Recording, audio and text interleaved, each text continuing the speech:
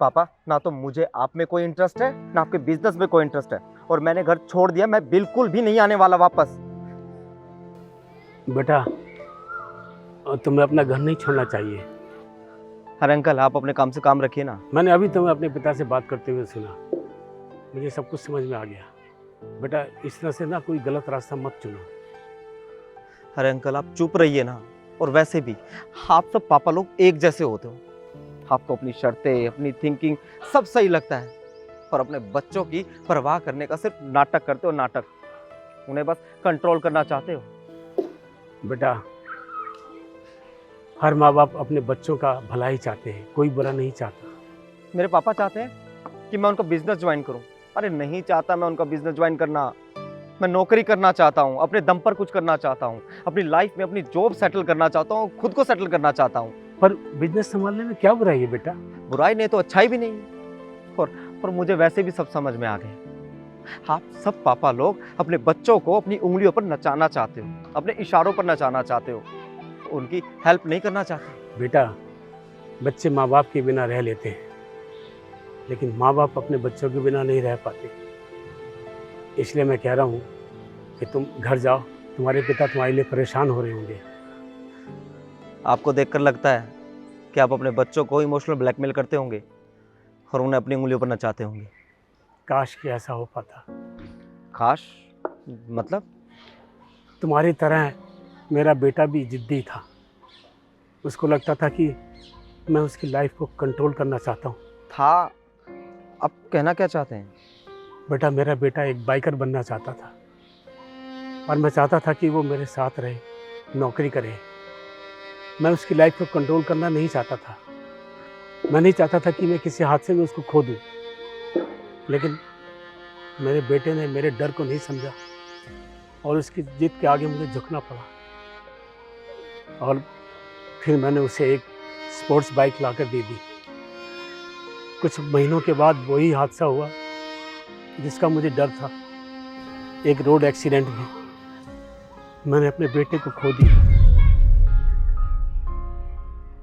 तुम बच्चे लोग इधर उधर की बातें सुनकर दुनिया को झुकाने की बात करते हो।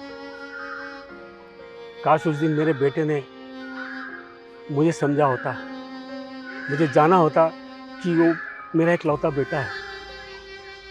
मैं उसे किसी भी तरह गंवा नहीं देना चाहता, लेकिन वो मेरे इस डर को नहीं समझ पाया, और मैंने उसको हादसे में खो दिया। अंकल, मैं समझ सकता हूँ। आपको अपनी बेटे की जान का खतरा था तो आप उसे रोक सकते थे, लेकिन यहाँ तो मैं जॉब करना चाहता हूँ, तो इसमें मैं उन्हें क्या समझूं? बेटा मुझे मालूम है कि तुम्हारे पिताजी का बिजनेस बहुत बड़ा होगा। जी। बेटा तुम्हारे पिताजी ने ये बिजनेस ऐसे तो नहीं खड़ा किया होगा। बहुत मुसीबतों का सामना करना पड़ा होगा उनको। कहीं नौकरी करनी पड़ी होगी, कहीं से पैसे उधार लिए होंगे, तब जाके कहीं उन्होंने ये बिजनेस खड़ा किया होगा।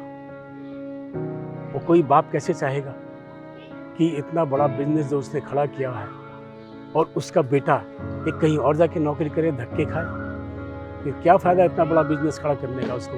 और कैसा उसको लगेगा कि उसका बेटा ज़ीरो से शुरुआत करे? लेकिन मैं कर सकता हूँ जीरो से स्टार्ट। बेटा तुम्हारी काबिलियत पे किसी को कोई शक नहीं है, पर जितनी मेहनत तुम किसी और के लिए करोगे उतने तुम अपने फादर के बिजनेस के लिए क्यों नहीं कर सकते?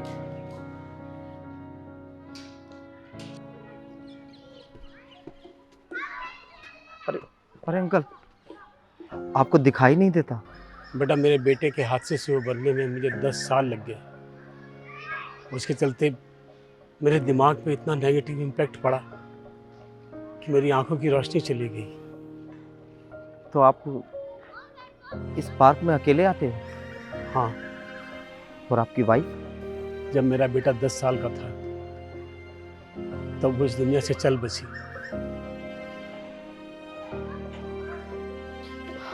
अंकल, आप बहुत हिम्मत वाले हो, बहुत। बेटा मेरा भी अकेले में दम घुटता है, इसीलिए मैं यहाँ आके इस पार्क में बैठ जाता हूँ, सब लोगों से मिलता हूँ, बातचीत करता हूँ, और तुम जैसे भटके हुए लोगों को मैं उनको रास्ता भी दिखाता हूँ।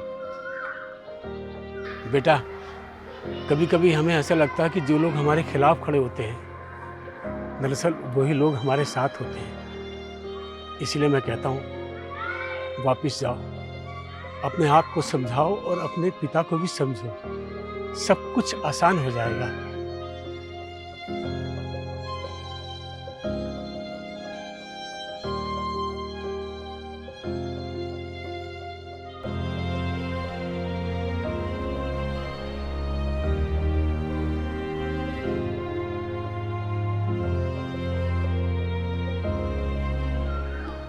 हेलो। हाँ पापा, मैं घर आ रहा हूँ।